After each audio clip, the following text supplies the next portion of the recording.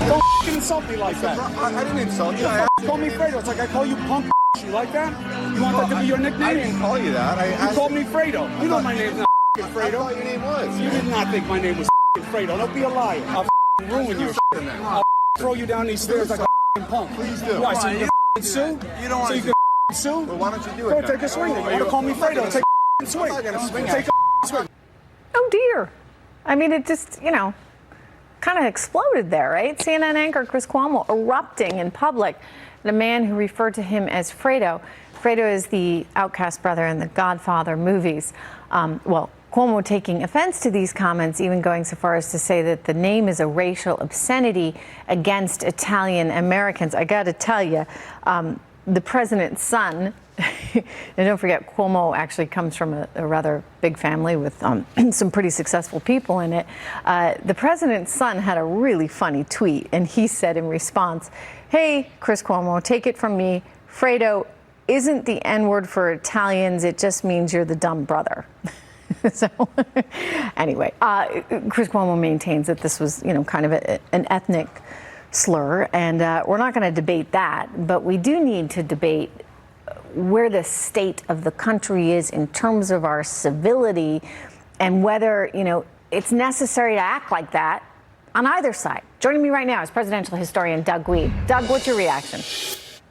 Well, I thought this was a great opportunity for CNN to say, hey, you didn't treat our guy right when he was out to dinner with his family, and we are sorry that people treated Sarah Huckabee Sanders the way they did her when she was out with her family. By the way, I do believe that Sarah Huckabee Sanders just calmly left the restaurant, right? While Kirstjen Nielsen, who also was subjected to this junk, in even a worse way, right, because it was a mob that was shouting at her, just calmly sat at the table continuing to eat her food. I mean, to erupt like this, look, I get it, and I would say in defense of Chris, no one deserves that. No one deserves that. And if somebody thinks that they can go out to a public person and berate them in any way, they ought to think twice about it. I guess people will think twice about going after him.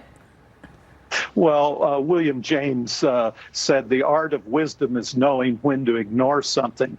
The thing that troubled me is his children were there. His wife was there. What kind of father is this at home? Does threaten somebody to throw them down the stairs, to beat them, and using the F word? And he went from 0 to 60 really fast, right? I mean, look, I think people have had to deal with a lot these days because, and especially if you're on TV, right? Because there is this division. And for whatever reason, people on the left have felt like it's okay to shame people that are conservatives. They will openly shame them, and that's somehow acceptable. Now you have sort of a reverse scenario going on. If it's that, I mean, maybe he didn't have any idea who the guy was, and he's just like, saying something in a bar that's not a great thing to say, but those things happen, and Chris kind of lost it. Perhaps he lost it in part because his family was there, and that's gonna, cause you, Doug, to feel a little bit more agitated because you go into protection mode. Maybe, but I don't know, in front of your kids, you should threaten physical violence. What happens when his kids get him mad? And not only has the left tolerated, they've advocated. I mean, we had Congressman Waters on her pedestal saying, do this, get out there, harass them wherever they go. And CNN refuses to call any restraint whatsoever. So it's a sad state of affairs. What I also thought was a little bit bizarre about all of this is that Google actually immediately took the video offline, so nobody could see it. You'd have to be watching this show, right, to see it. And then they said this. We called them, we asked them about it, and they gave us this statement, Doug. Here we go. This video was reinstated earlier today. With the massive volume of videos on our site, sometimes we make the wrong call.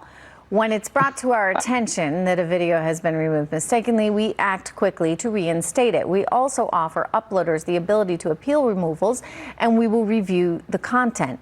I just think it's somewhat suspect that they immediately took it down. We did ask them, so why'd you take it down? What caused you to react the way in the first place? And they didn't get back to us with an answer on that one. So we know that somehow they thought this was appropriate to take down, but then you had people, I think on the right, saying, well, why? And now they put it back up.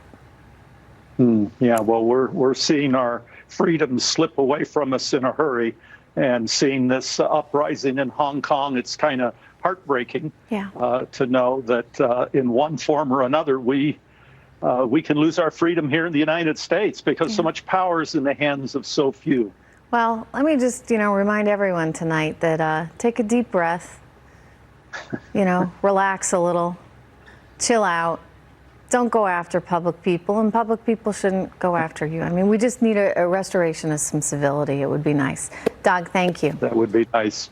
All right. Thank you. By the way, Thanks. Chris issued kind of a nice apology saying he appreciates all the support. Truth is, I should be better than the guys baiting me. I get that. Next, a far-left university is now banning hamburgers in order to